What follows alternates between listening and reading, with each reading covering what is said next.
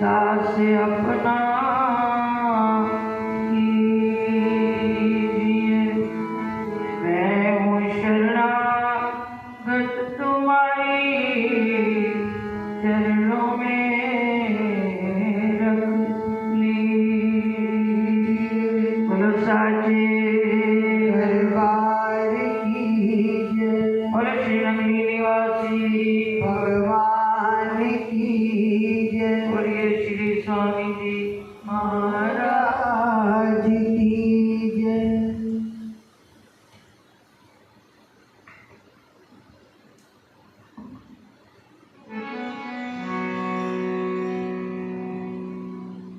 गुरु महाराज जी के पावन पवित्र चरणों में उपस्थित प्रभु प्रेमियों, गुरु महाराज जी के पावन चरणों के अंदर जिस तरह आत्मा और परमात्मा का मिलन हो जाए,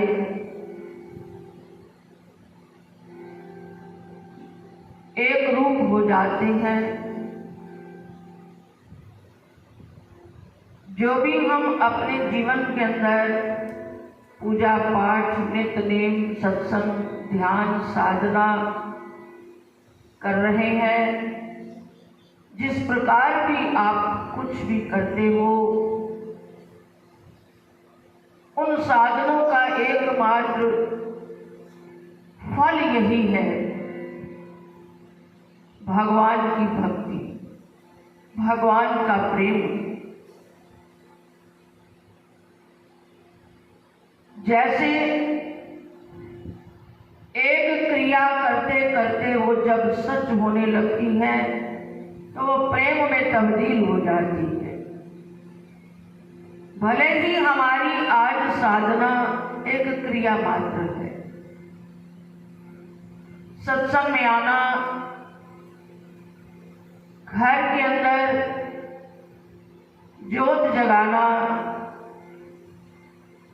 पूजा करना, ये क्रियाएं तब तक क्रियाएं हैं जब तक हृदय में शुद्ध प्रेम प्रकट नहीं होता। और प्रेम प्रकट करने के लिए ये सीढ़ी है। इस पहली सीढ़ी से ही आगे बढ़ना है। भगवान का हृदय में प्रेम प्रकट हो, उसके लिए ये सीढ़ियां हैं। जितनी भी हम प्रकार की ये क्रियाएं करते हैं, पूजा पाठ, नित्य नेम, जैसे मीरा के जीवन के अंदर आपने देखा, केवल एक संत के द्वारा ठाकुर जी की मूर्ति से प्रेम कर दिया और जीवन के अंदर किन किन परीक्षाओं से गुजरती चली गई, लेकिन अंतिम परिणाम क्या निकला? यही कि द्वारिका में अपने शरीर को विलीन कर दिया भगवान के चरणों में, उनके विग्रह में विलीन हो गए। शुरुआत कहां से हुई? केवल यहीं से कि मां के कहने पर एक मूर्ति से प्यार कर लिया। और ये प्रेम भी एक जन्म का नहीं होता, पूर्व जन्म का उसका प्रेम था। मीरा पूर्व जन्म में भगवान की एक माधवी दानी थी। मेरा कहने का तात्पर्य है, प्रेम प्रकट करने के लिए हमें इन सीढ़ियों को पकड़ के रखना है। प्रेम में वो ताकत है, निराकार को साकार बना देता है। प्रेम वो ताकत है, जीव को भगवान मिला देता है।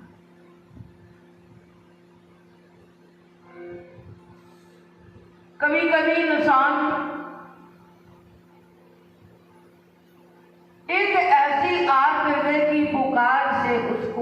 टेर लगाता है और वो टेर ही एक दिन परमात्मा को मजबूर कर देती है भक्त के करीब आने के लिए। इसलिए प्रेम करना सीखना है।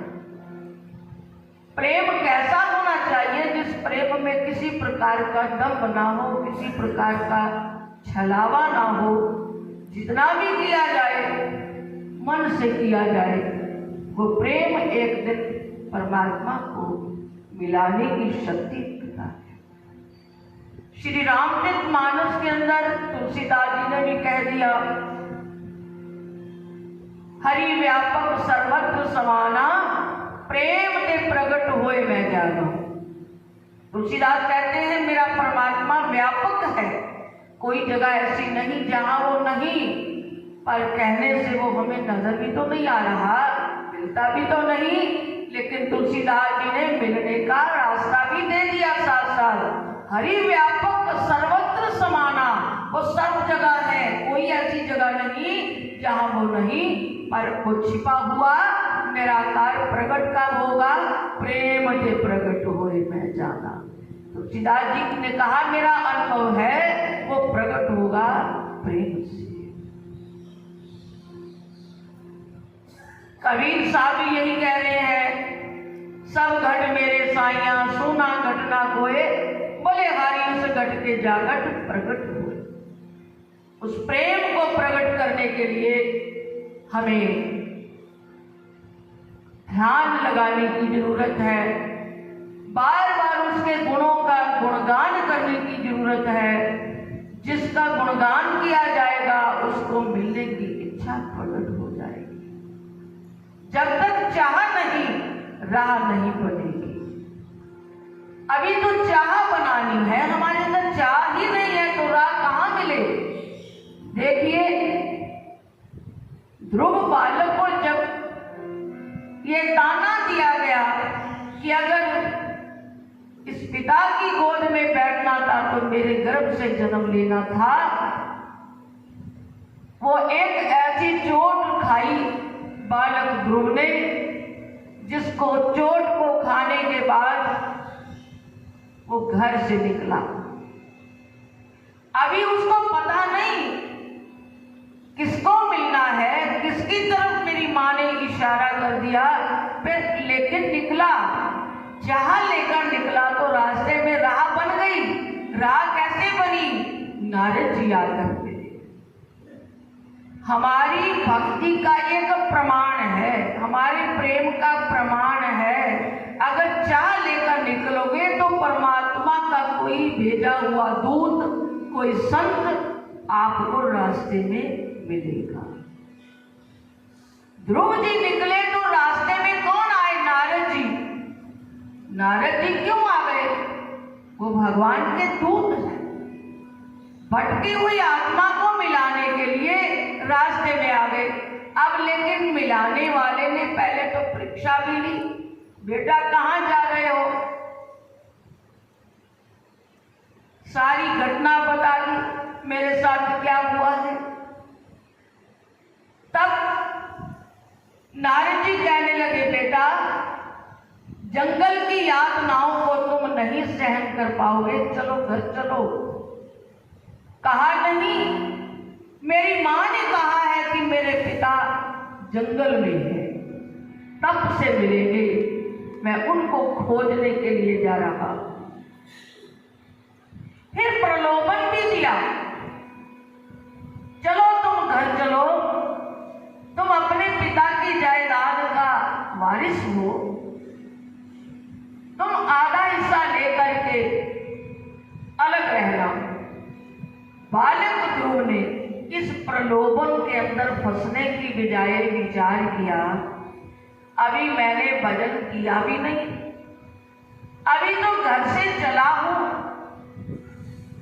जिस राज से मुझे बाहर किया गया वो तो रास्ते में आधा मिलने की शर्त तो पहले शुरू हो गई। आधा तो रास्ते में मिलने की बात आ रही है, कदम और मजबूत कर लिया, कहा कि अगर जिस पिता को मैं खोजने के लिए निकला हूं अभी वो मिला नहीं, मिलने से पहले वो राज मिलने का मुझे प्रलोभन आ रहा है, तो लगता है कि वो मिलेगा तो वो पता नहीं कौन सा राज दे देगा। हुआ भी ऐसा। क्या हुआ? 6 महीने निरंतर तप करके भगवान को प्रसन्न किया।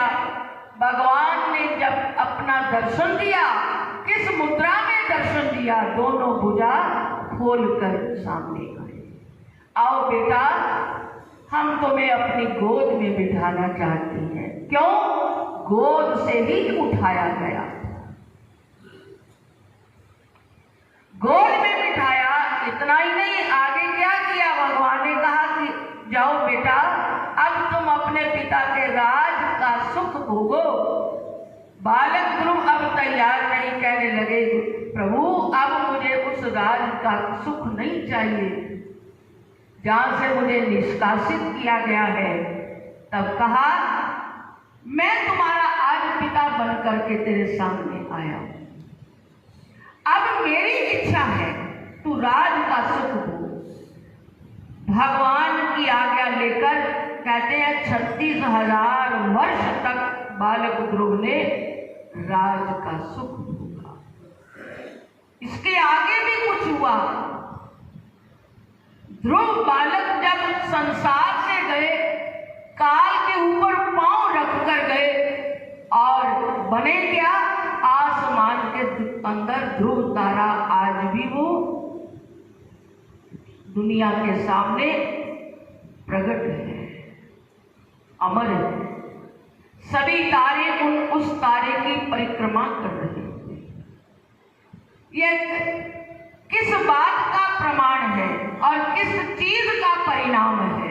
ये भक्ति का परिणाम है और हमारे लिए बहुत बड़ा प्रमाण है। अगर भगवान के चरणों में प्रेम, श्रद्धा, भक्ति की जाएगी, इसका अंतिम परिणाम हमारे लिए वो सुखकारी होगा जो दुनिया की तरफ से हमें मिलने वाला नहीं है।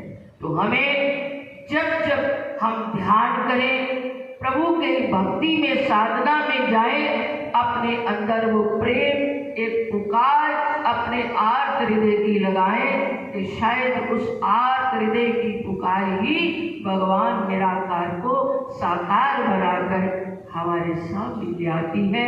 तो आओ इसी भाव को एक भजन के अंदर बड़े सुंदर शब्दों में कहा गया है, आइए मिलकर गाएंगे।